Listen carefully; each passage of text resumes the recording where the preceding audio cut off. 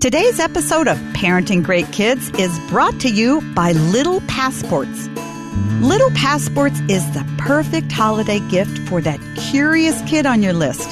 With a subscription to Little Passports, kids get a fun-filled package each month designed to inspire their curiosity in geography, world cultures, or science. Little Passports is great for kids of all ages. Order today at littlepassports.com/Meg. That's littlepassports.com/Meg. And by KiwiCo.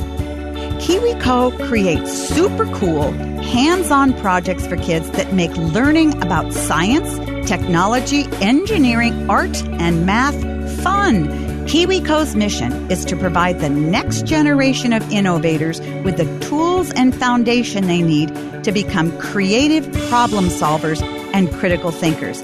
Kids can create their own arcade games, construct a hydraulic claw, or tinker with electronics and motors. And friends, I use KiwiCo for my 2-year-old granddaughter and my 5-year-old granddaughter. There's something for every child, every age. KiwiCo is offering Parenting Great Kids with Dr. Meg Meeker listeners the chance to try them for free.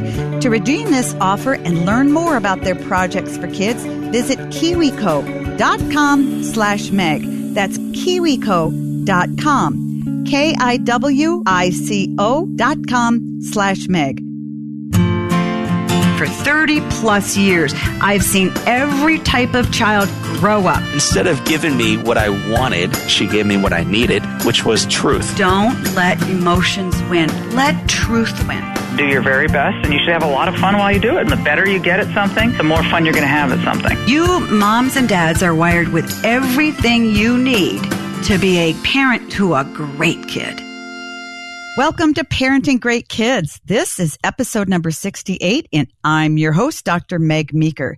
Today, we're going to be discussing single dads. So all of you single dads out there, or if you know a single dad, please make sure you listen to this podcast. My guest today is Robert Beeson. Robert is a Grammy Award-winning music executive. He founded Essential Records in 1992, home to artists Jars of Clay and Third Day. He also created the City on a Hill series. In 2006, he formed I Shine Records, a faith-based music and multimedia company and the world's largest Christian tween media organization. More importantly, Robert is a single dad, and he's authored a book called Going Solo. And he started Solo Parent Society, whose purpose is to unify, equip, and empower single parents. After 8 years as a single dad, Robert is now remarried and lives in Franklin, Tennessee with wife Barbara, 3 daughters, and 3 stepsons. As always, I'm going to share my points to ponder so you can start using them right away. And parents, remember, don't just download these episodes, click subscribe, because when you do that, you are joining my parenting revolution, and every new episode will automatically show up in your subscribed list. I promise you won't regret it. And we'd love for you to write us a review on iTunes and let us know what you think. We're not only available on iTunes, but the Parenting Great Kids podcast is also available in the Google Play Store and on Stitcher. So no matter where you get your podcast, subscribe today and you won't miss a single episode. Friends, do you get sick and tired of hearing your kids argue, of not listening to you, of giving you back talk? Or do you feel sometimes that your house is just out of control? Well, I get it. My husband and I raised 4 kids, and now we have 5 grandkids. But I have help. My new course, Discipline with Courage and Kindness, is on my website. It will help you bring more order and fun back into your relationship with your kids. Go to my website, megmeekermd.com, and check it out. So parents, thanks for listening. This is episode number 68. Stay with us. Parents, I want you now to listen in on my conversation with Robert Beeson. I know you're going to enjoy it. Well, Robert, thank you so much for joining me on Parenting Great Kids. It's an honor to be here. Thanks so much. So you've been a single dad for 8.5 years. Yeah. How did you transition from having another parent helping you parent to being a solo dad? It was difficult. I think anyone that has gone through divorce knows that despite a lot of times when you go into divorce, you are actually, there is some freedom from some of the difficulty you were dealing with from a marital standpoint. But when you are faced with having to parent alone, I wasn't prepared for it. It was a very difficult transition for me to make. I was a dad of 3 girls. And so I had to very quickly figure out not only how to parent on my own, but also the unique characteristics of parenting girls, since I'm obviously not a girl. I think the biggest challenge for me that I faced was I felt like there wasn't anywhere to turn to and there wasn't anyone to get advice from. I felt very alone in this new role that I had, because I suddenly had to become 2 parents and I felt like less than one, because I was dealing with all the tragedy of divorce, but also just the overwhelming idea of kind of having to figure out how to be both parents. And what I would say was where I landed on that was this idea that all I can do is my very best. And I had to identify the things that were absolutely kind of non-negotiables and focus on those things and know that not everything was going to be able to be taken care of to the extent that it had been when there were 2 people involved. I just did my best. And although it sounds kind of trite, I had to just surrender and allow kind of God to make up the rest of that, because there's only so much you can do. And if you put the pressure of having to be both parents on yourself, it's a never-ending cycle that can actually go to some destructive places. Right. Well, one of the things I say to single moms quite a bit is that you really can't be 2 people, but you can be a really great one person. And I think from a child's perspective, because that's kind of what I know as the kids, getting the big stuff right is really all they want. And there's a lot of grace that kids, I think, extend to their parents. So you went from parenting with your wife and then being a solo dad with full custody. Is that correct? That's correct. Yeah. So you didn't even get any time off. A lot of divorced dads get a little bit of a break. Now, many parents listening are single dads. What are some of the biggest challenges that you faced and that you continue to face in parenting your girls? Well, I think when I have the advantage that we do a solo parent society group here in Nashville and a support group. So I've had the advantage of talking to a lot of single parents. And I think the universal thing that we all deal with, and certainly I did personally, was just feeling completely alone and kind of forgotten. Especially as it related to the church. I don't know that the church is equipped or knows exactly what to do with divorced people, because they don't want to condone divorce. But yet, 1 out of every 3 homes in America is a single parent at home. And so I felt forgotten. I felt lonely. And as a single dad, most of the single parents around are women. And so it was kind of a double measure of feeling in it alone. And so, I think that what I've seen, especially with the people in our groups, is this idea of just, where are my people? Where do I fit in? We used to be part as couples of community groups or Bible studies or even friend groups, neighbors, and that kind of thing. And when a family splits apart, those friends, they kind of scatter. And I don't think it's because they don't care anymore. I just don't think they know how to deal with it. And I don't think they know which side to take, so to speak. And so you're left in this kind of no man's land, wondering where my people are, where do I belong? And it's a very, very lonely place. I can imagine, because I'm not divorced, but I have a number of friends who are divorced.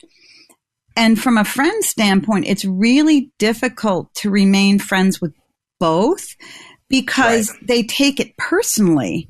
Is what I've found. If I maintain a friendship with mom, she gets angry if I maintain a friendship with dad, and vice versa. In general, you kind of alluded to it, but how do you feel you were treated by people? I imagine people, not just in your church, but in general, sort of saw you differently. How did they see you, and how was that for you? Yeah, I feel like I said, they didn't know exactly what to say or how to treat me. And so they chose not to interact with me as much. There were a few core friends that would have done anything through thick and thin. But I would say for a majority of the people, including just people on the periphery, school, other moms and dads that take their kids to school, we're in the same kind of, cultural groups, so to speak, they just kind of avoid you. They want to avoid the topic of bringing up and, they just spare themselves the drama, I guess. Mm-hmm. And so you kind of feel like you're in a penalty box. And that's really unfortunate because it doesn't require a lot to reach out to a single parent and offer help. It's more about making sure that single parents feel like they're seen and that, we don't, as, non-single parents, as, a intact family, there's a lot that we can do to try to help the single parents around us not feel so alienated. What would have helped you? What can people who are not divorced do to help out single parents? I'm glad you asked because I think that's a key component. There's such a huge amount of our population that are single parents, and most of them, 67% of single parents don't attend church, and the number 1 and 2 reasons are that they feel judged and like they don't belong. Mm-hmm. What I have encountered is it's the simplest of things that mean a great deal for a single parent. A single mom or dad is juggling all kinds of duties and responsibilities, and it's the little things that mean a lot. If someone came to me, in fact, let me give you an example. There was a youth group that I didn't ask for any help, but I got approached by the youth pastor at our church, and he said, listen, on this particular Saturday, I want you to go out and do whatever you go see a movie, go hang out with friends or whatever. Some of the girls in our Bible study or in our youth group are going to take the girls to get their nails done, and the rest of our youth group they're going to clean your house from top to bottom. Oh, wow. And it was unasked for, but I can't tell you. I almost broke into tears. In fact, I get kind of choked up thinking about that because that wasn't a massive thing for them to do. I mean, it is. Cleaning a house, but it's not, they didn't fix my problem. And I think a lot of times people on the outside, when they look at single parents, is they feel like they need to have a solution or they need to fix the problem when it's just the small things like, hey, I'm running to the grocery store. Is there anything that you need? Because if you're a single mom or a single dad and you've got young kids, it's not easy to just, oh, I forgot milk. I got to run to the store. Right. You have to think about throw them on the car, wrestle them into their car seats. Yeah. Exactly. Yeah. And so just the things like that, or can I pick up your kid from school? Do you need to carpool? Is there anything, can I mow your lawn? Is there there are these little practical things that we take for granted, especially in nuclear families where we're all together. But to a single parent, they have their own gravity. I mean, that is a huge part of our lives is just tackling these little, what seem to be mundane issues. So for those people listening that are thinking, how can I help a single parent? Don't think that you have to have this huge strategy. Just look for the common needs and try to meet those simple needs. Really going through a divorce is very much like a death. I mean, so often if we have a friend who's experienced a loved one dying, we tend to respond in the same way. You don't know what to say, so you kind of back out. But with a friend who's lost a loved one, at least women, cook for them and we drop things off and we say, what can we do? But you're absolutely right, because with divorce, people don't know what to say and then they don't really know what you need. So I think they just tend to back off. But even asking to like a carpool, driving your kids here, taking them to soccer practice, even sort of folding your kids into a little bit of their life, like I'm going to take my kids to a movie. Would you like me to take your kids too? So right, I think I really appreciate your advice. Can I give you a caveat to that, if you don't mind? There's something that I think is really important. The single parents don't like asking for help because we're already kind of embarrassed by what's happened and our need. We're embarrassed of our need.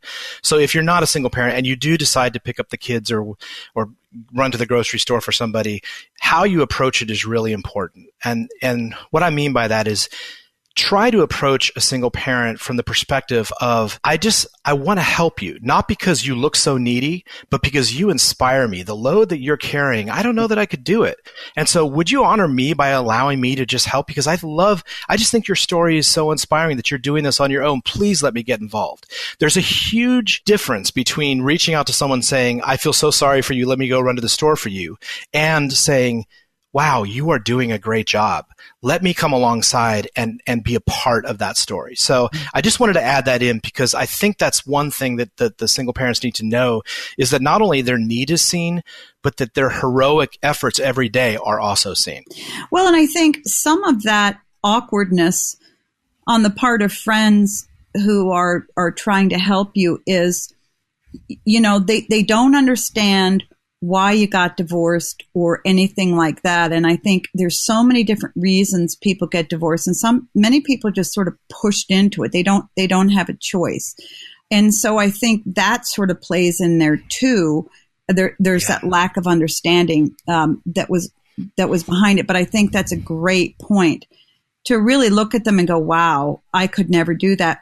One of the things I hear frequently from divorced parents, either from a mom or from a dad, that the ex-spouse parents very differently than the way they do. And sometimes there's a lot of animosity between the divorced parents. And so one parent will go to the extreme of parenting very differently than the other, just to either try to win the kid's favor or just to say, hey, you're not doing it right. How do you encourage single parents to really navigate that and say, okay, let's try to get on the same page here? Because I think that's a huge frustration for single parents. Yes, it is. And I've seen it a lot in our Solo Parent Society groups. People talk about this struggle. And what I would say to that is it first starts with trying to get on the same page.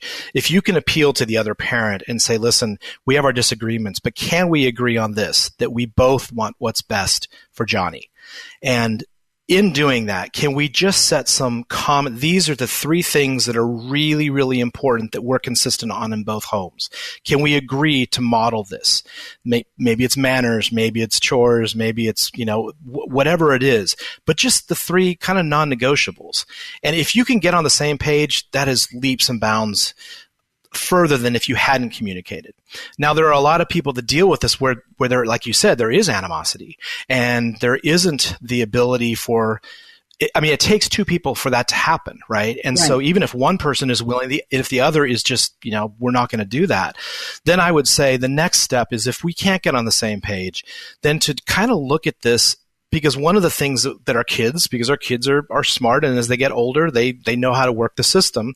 They'll throw out things like, well, when I'm at mom's house, I get to do blah, blah, blah. Or when I'm at dad's house, I get to do blah, blah, blah. And I think the tendency is for us living in our wounds sometime to reach out and say, yeah, well, if your dad knew what he was doing, he wouldn't blah, blah, blah, blah, blah. Exactly. And I would encourage there never to be any kind of that speak. You've got to remember that this is part of your child's family forever.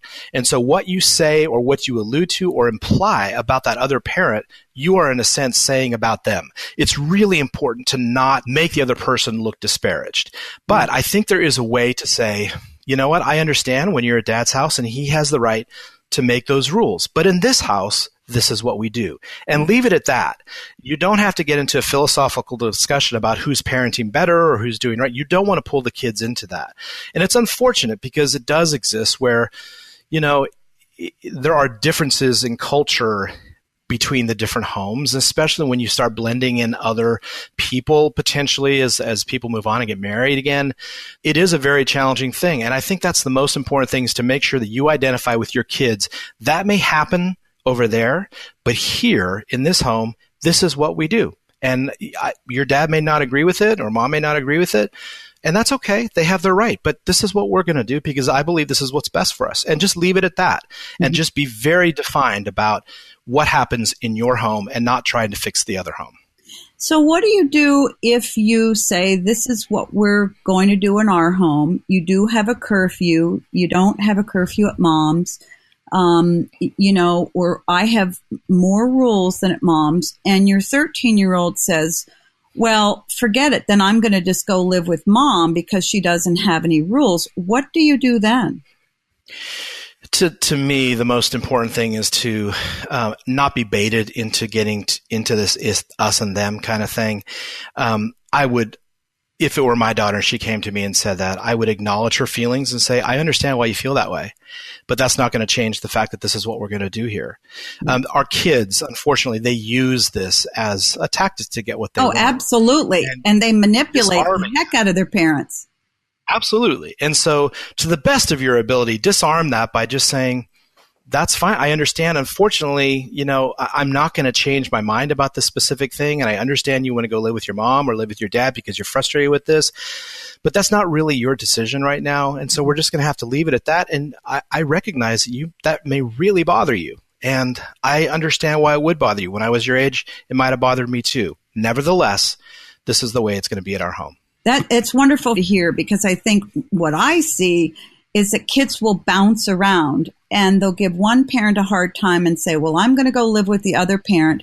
And unfortunately, parents cave and they say, well, okay, because they get very frustrated with the child too, particularly teenagers. And it just confuses the daylights out of kids, and it hurts the child's relationship with each parent. That's right. If they push back against one parent and the other parent allows them to do it and says, you know what, yeah, your mom really is a jerk and your mom really doesn't have any rules, so on and so forth, they're really driving the child away from both parents. So it always comes to bite you in the back. That's exactly right. Parents, I hope you're enjoying my conversation with Robert Beeson. We need to take a quick break, but do not go anywhere. We'll be right back with more of my conversation with Robert Beeson. Friends, support for today's show comes from Third Love. Using millions of real women's measurements, Third Love designs its bras with breast size and shape in mind for an impeccable fit and incredible feel. With cups from A through H and bands up to 48, Third Love offers double the number of sizes that most other brands offer. Plus, their bras feature tagless labels, meaning no itching, straps that won't slip, lightweight, super thin memory foam cups, and ultra soft smoothing fabrics. Check out the new cotton collection, which was created as a result of customer requests for especially soft, breathable bras and underwear you'll want to wear every day. And remember, if for some reason you don't love their product, returns and exchanges are free and easy. Friends, I wear Third Love, and I can tell you, you don't know you have a bra on. They don't slip, they don't itch, and they really feel great. Third Love knows there's a perfect bra for everyone. So right now, they're offering my listeners 15% off your first order.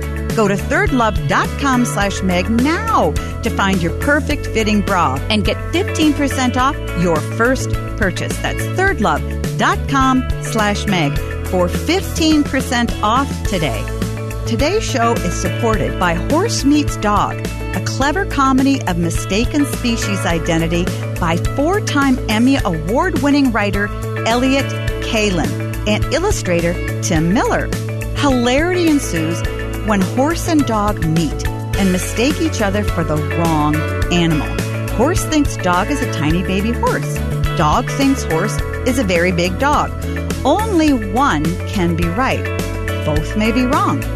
Which side will you and your family choose in this great debate? Horse Meets Dog is a tale or two that will have you and your kids laughing at a horse and dog who should admit that they don't know what they're talking about, but probably won't. It's a perfect read aloud for bedtime, story time, or any time.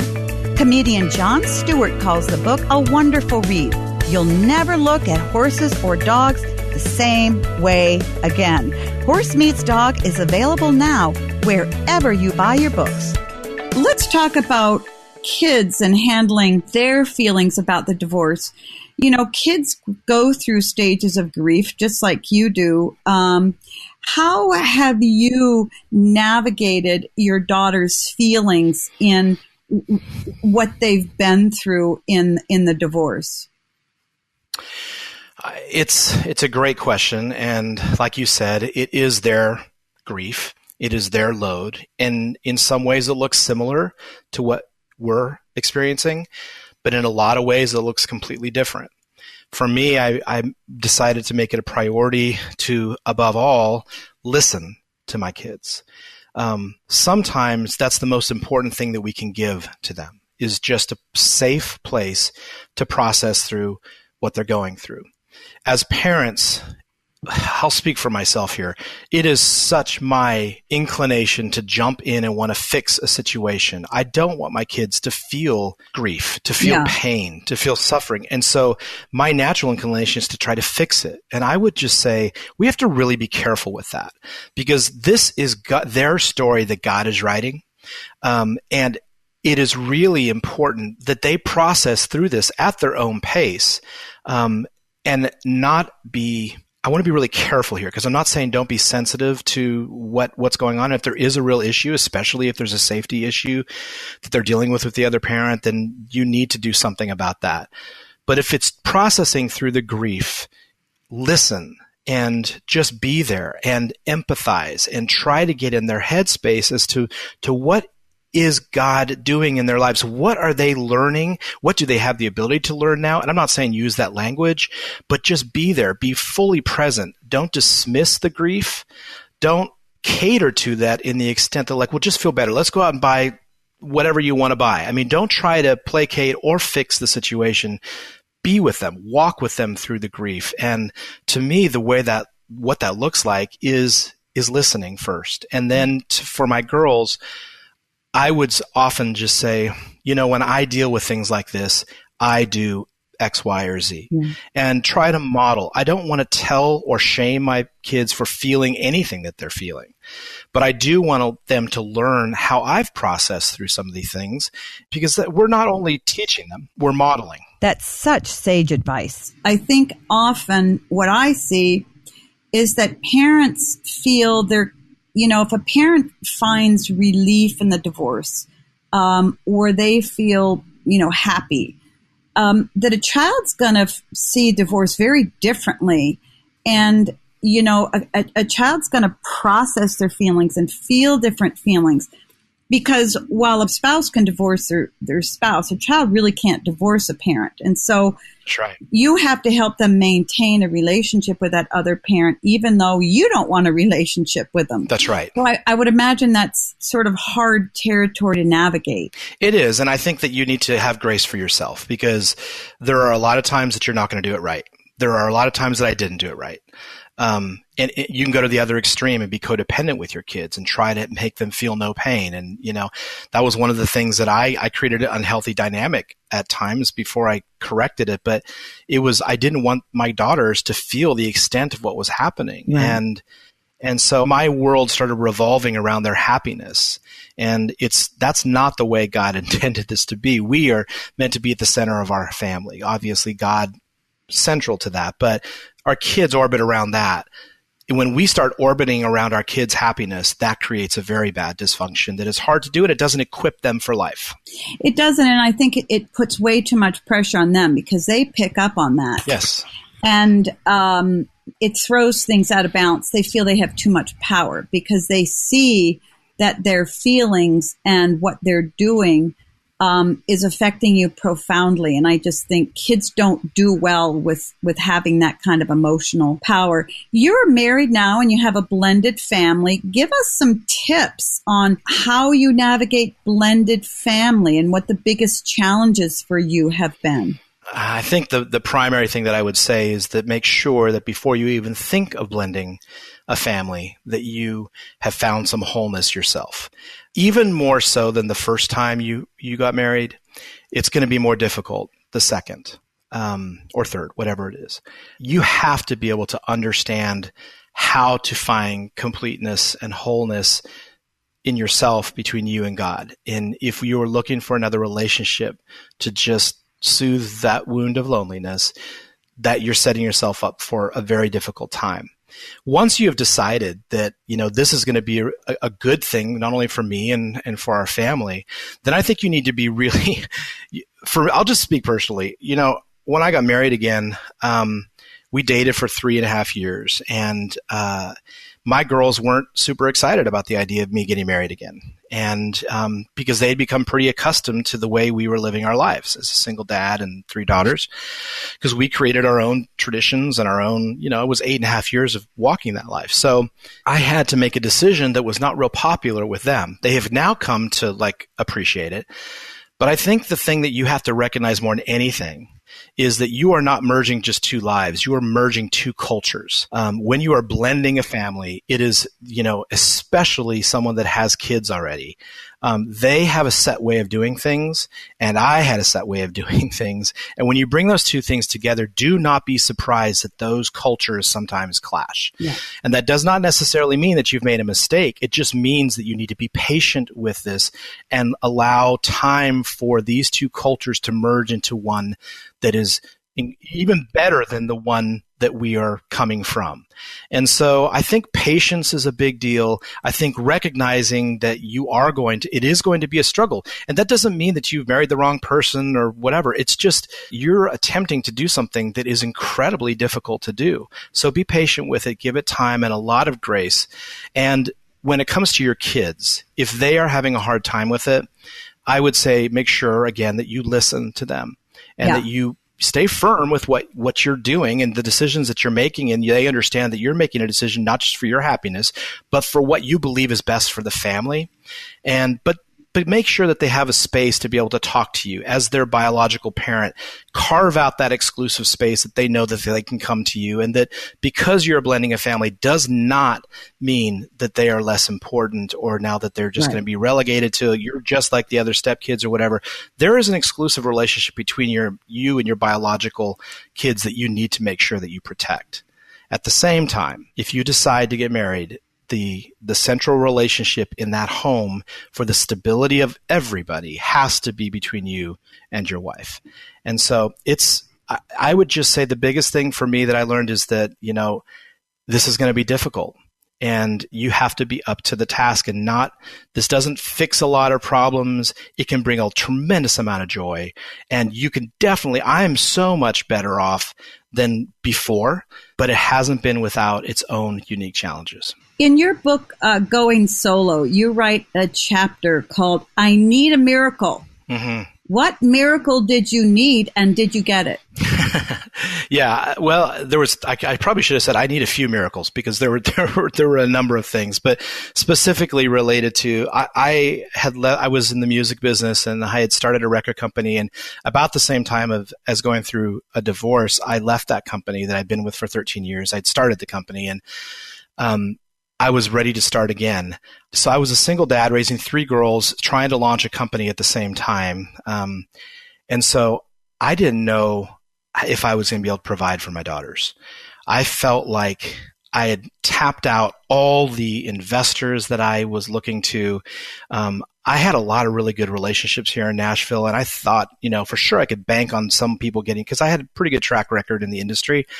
I thought, this isn't going to be a problem. But over 9 months, it was like all these things evaporated. All these opportunities for people coming alongside went away. And so I got to the place where I had no idea how we were going to get through this financially.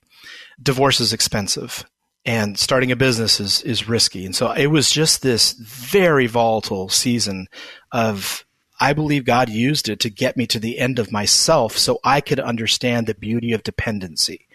And God did provide. I did find a miracle. But I tell you this, there's a term that they use in that astronauts use in aviation. I think they use it too, called bingo fuel. Mm-hmm. Bingo fuel means if you pass the point of bingo fuel, there's no hope for you. Bingo fuel means you have just enough fuel to get back to where you started. If you're an astronaut, they use the term like, what is your bingo fuel? Meaning, how do you have enough fuel to get back to Earth? Once you cross that, you can't get back to Earth. I reached my bingo fuel, and within a week of reaching that bingo fuel financially, God provided. Mm. And it was through the most amazing story. I write about it in the book, but I never would have suspected. And I feel like, just to talk about the story of Abraham, when he got to his place of taking the most important thing that he had in his life, his son that he had been promised, on putting it on an altar and getting ready to sacrifice this child, that was bingo fuel.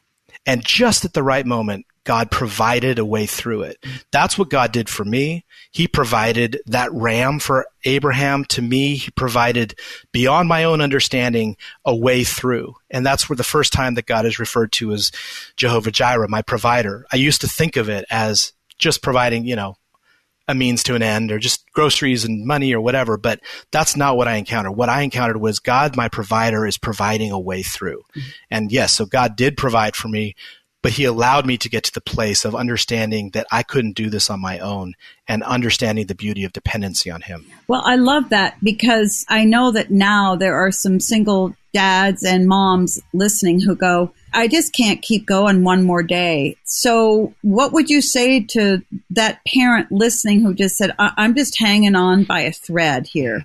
I would say just keep hanging on and don't try to look too far down the road. Look at the step right in front of you, the day right in front of you, and get through this day and submit and trust that God sees you. He is not surprised by anything that you're going through. He is capable of taking you through this, and not only taking you through this, but rebuilding and restoring into even a better story and a more significant understanding of his intimate love for you. It's not without hardship. I get that. And I get how absolutely discouraging it can be. But I also have seen the way that our very, very real God meets us in those times where we run out of ourself.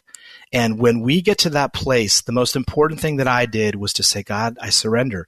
I need you like I've never needed you before. I don't know how this is going to work out, but I am deciding to trust you with this day.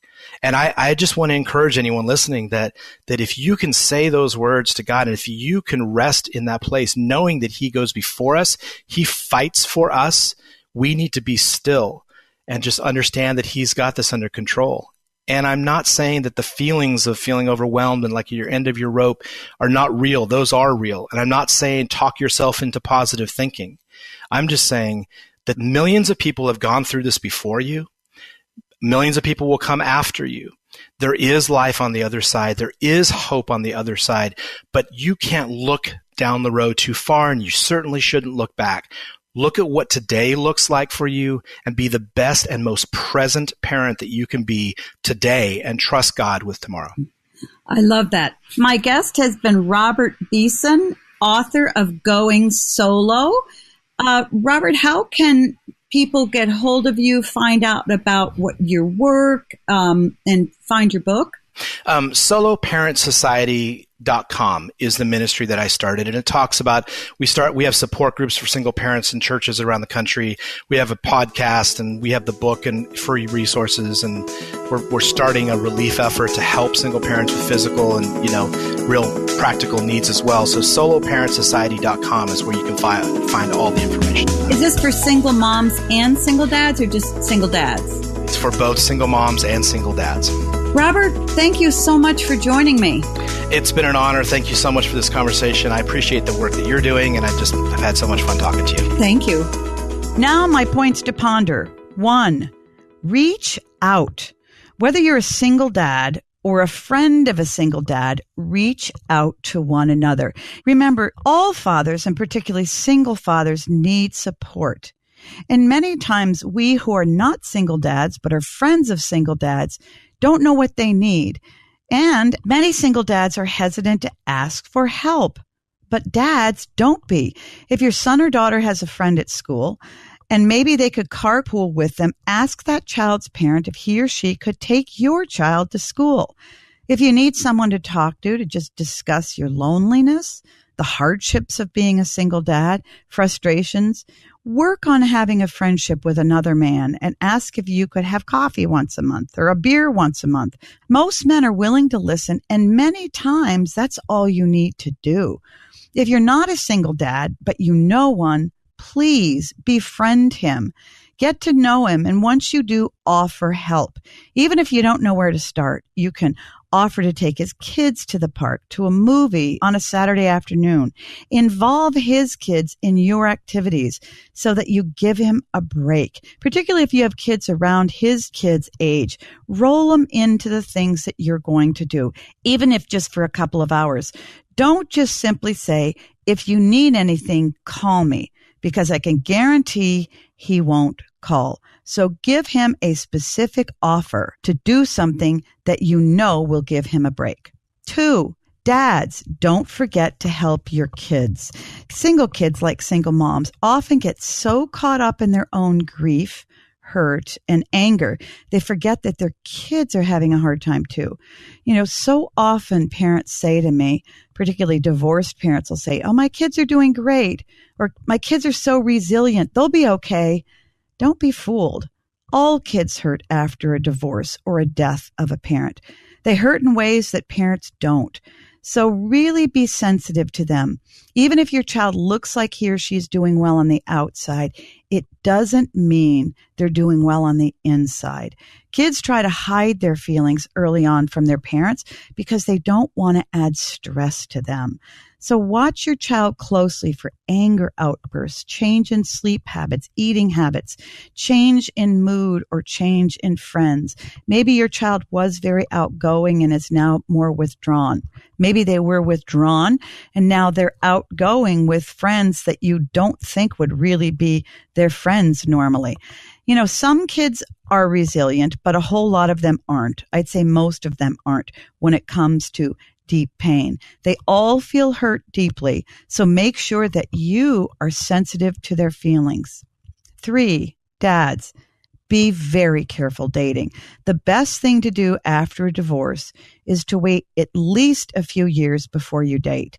Kids need time to adjust, and bringing in another person brings up a whole host of other issues for them. You may be able to handle moving on, but many kids aren't emotionally ready to deal with a girlfriend.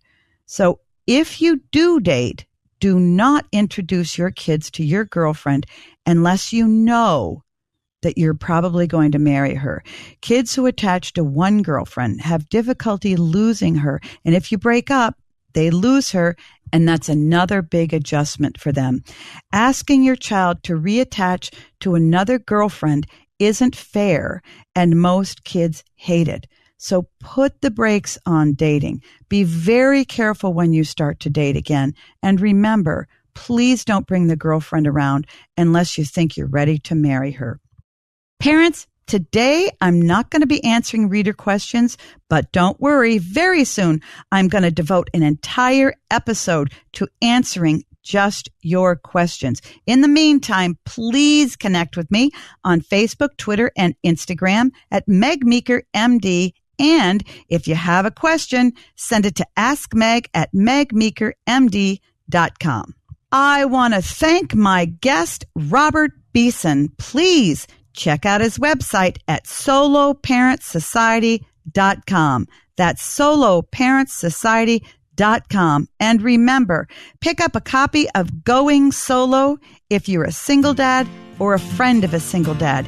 So now let's recap my points to ponder. 1, reach out to other dads for support. 2, don't forget to help your kids. And 3, be very careful, dads, when it comes to dating.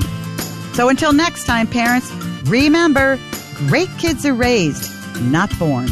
Hey, this is Bobby, producer of Meg Meeker's Parenting Great Kids podcast. We hope you've enjoyed listening to episode 68, Single Fathers. And thanks to you, Dr. Meg's Parenting Revolution has grown to over 2 million downloads. You can like Dr. Meeker on Facebook and follow her on Twitter and Instagram at Meg Meeker MD. As a reminder, go to megmeekermd.com and sign up for her newsletter for giveaway opportunities and updates. And don't forget to share the podcast, write us a review, and click subscribe so you won't miss an episode.